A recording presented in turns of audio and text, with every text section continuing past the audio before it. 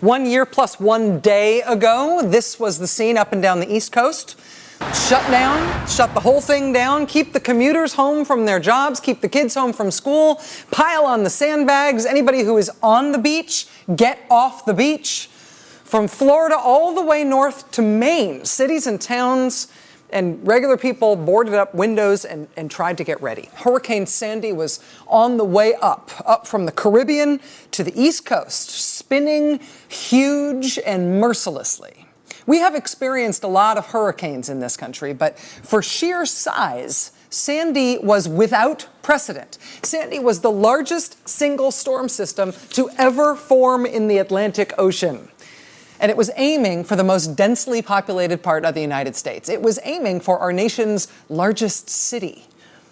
And that city raced, like all the others, to get ready for this gigantic storm. New York City sent out evacuation orders for people living in flood zones. They built sandbag walls at office buildings. They shut down the subway system. They locked the door to Grand Central Terminal. But for all the desperate measures to protect great big New York from a storm that was even bigger than even the idea of Gotham, there was one place they needed to protect maybe most desperately of all. This is Harlem. This is the end of the number 3 train line. It's one of the red ones on the map if you visit, and if you do visit, you should use that line so you can go up and see Harlem.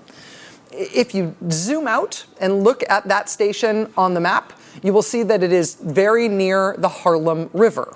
Dangerously near the Harlem River, when a hurricane is galloping north straight for you, set to unleash rivers from their banks, right? Underneath that map are the tunnels, the subway tunnels that act essentially like veins for the city. You can see here this train emerging from the tunnel into an open yard. But if the Harlem River was going to turn the subway tunnels on the east side of Manhattan into its tributaries, if the Harlem River was going to surge down into those subway stations and into those subway tunnels, then the whole eastern side of the city was an open question as to what was going to happen then. And that route into the subways was exactly where Sandy was due to send the Harlem River. Unless somehow the city could figure out a way to stop it. Unless transit workers could figure out a way to make it stop. So they tried. Days before the storm, watching the forecast, anticipating the rising waters, carpenters started collecting lumber. They started hammering together this sort of ad hoc plywood dam across the open mouth of the tunnel that the Harlem River was set to surge right down. They put together a dam that was 5 feet high. But then something happened that made them realize that 5 feet high was not going to be tall enough. They needed to get that dam even taller than that.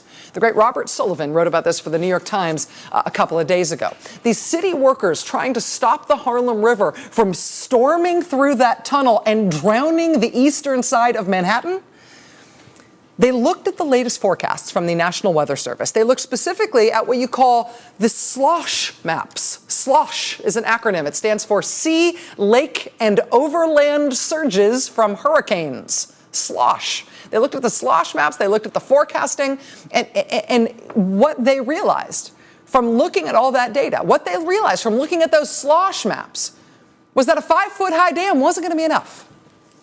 So the order came down, quote, "This is what we need to do, fellas. We need to get this wall to 8.5 feet high, and it's going to need to hold back the Harlem River. You need to build it at such a strength that it is going to endure." So they built it as best they could in the very limited time that they had, in the last hours before the storm hit. And the wall endured. It held back the Harlem River with 3 inches to spare. The forecast was accurate to within 3 inches of what they needed it to be.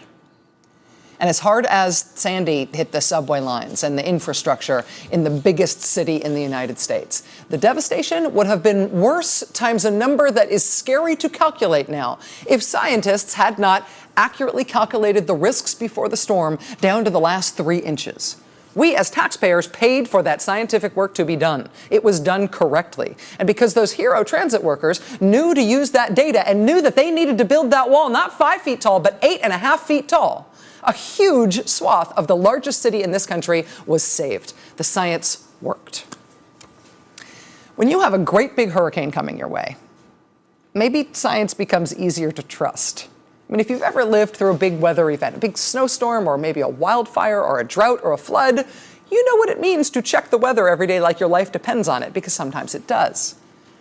Even if you're just planning a picnic or maybe a wedding outside, you check the weather all the time, right? Your need for accurate scientific information is immediate and clear. But if you are living in a place where the science tells you something unsettling, not just about your wedding plans or your picnic next weekend, but your whole life and the viability of life in the place where you are planning to live for a long time. If science is telling you something unsettling about that, then our reliance on science can sometimes get mixed up with our counting on politics. The city of Norfolk, Virginia is home to the largest naval base on Earth. That naval station is there in part because Norfolk, Virginia sits right beside the water. That said, because the Atlantic Ocean has been rising, Norfolk, Virginia now sometimes sits in the water.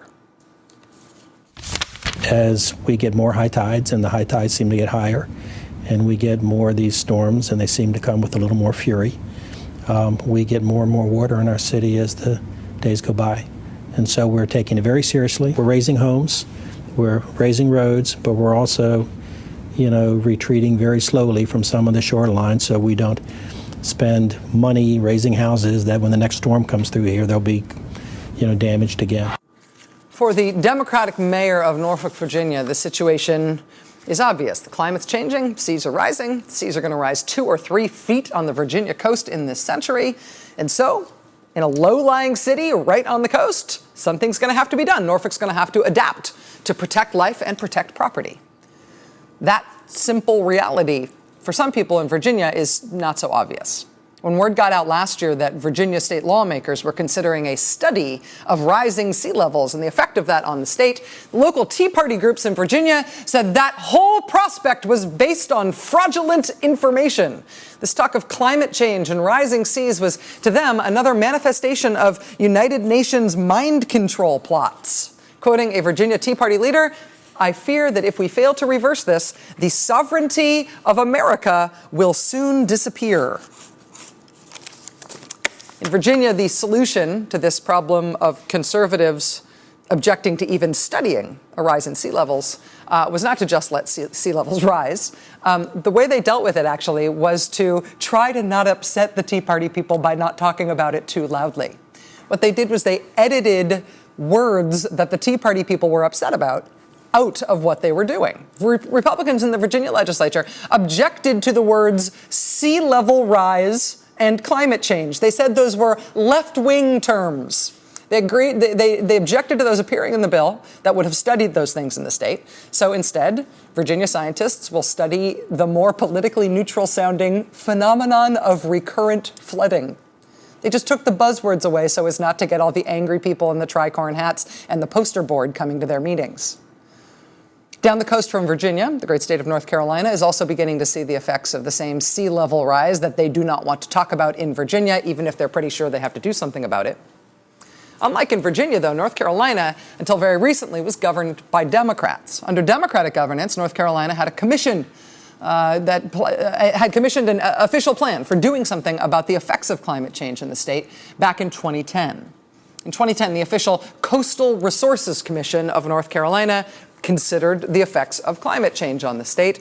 They predicted a frightening rise in sea levels for North Carolina of 39 inches, more than 3 feet. That was climate change in North Carolina, the issue of rising sea levels and what to do about it under Democrats until 2010. But in 2010, that year, Democrats lost control of the government. Republicans won control of the North Carolina legislature for the first time since Reconstruction that year. And the Republicans in North Carolina, once they were in charge, they decided that you can stop rising sea levels if you refuse to believe in them. The North Carolina Senate said that a 39-inch rise was just too much to contemplate. They decided, never mind the science, the state should get ready for less than a foot. Okay. In 2012, Republicans in North Carolina won the governorship as well as the legislature. They won full control of the state. And so now the state has abandoned plans for dealing with climate change altogether. The technical term for this is la la la la la la la la la la. We are accustomed to talking on the show about conservatives pretending science doesn't exist. We're accustomed to telling stories like the lawmaker on the science committee in Congress who describes evolution as a lie coming straight from the pit of hell, Paul Brown of Georgia. But this thing of state governments declaring themselves immune from science for planning purposes, this is a whole other kettle of fish. I mean, the consequences of getting it wrong are so big and so practical and so immediate. I mean, when science suggested that those carpenters should build a wall 8.5 feet high, they did build that wall 8.5 feet high, and by doing so, they saved a city. That was science, the same kind of science from some of the same scientists who are warning the states that do not want to believe them about the floods that are coming. For the past 2 years, the inland great state of Nebraska has endured a historic drought. Crops failed, cattle died, wells dried up. At one point, 95% of Nebraska was considered to be in a state of extreme drought. Before the drought, Nebraska experienced historic flooding that, you may remember, threatened a pair of nuclear plants. Remember that, those images? The nuclear plant with the anti-flooding berms around it, like a little island there? Nebraska has been through some extreme conditions recently. This spring, a Nebraska lawmaker decided that maybe the state should take a scientific look at what's going on. He called for scientists to study in Nebraska historical climate variability and change. You might remember from civics class that Nebraska is a unicameral legislature. So instead of a separate House and Senate in Nebraska, they just have the one chamber, everybody sits together, and they're all senators. Also in Nebraska, lawmakers do not run as members of a specific party. So Nebraska has this unusual unicameral setup, and they are at least nominally nonpartisan, which is fascinating. But that has not opened the way for science free from politics.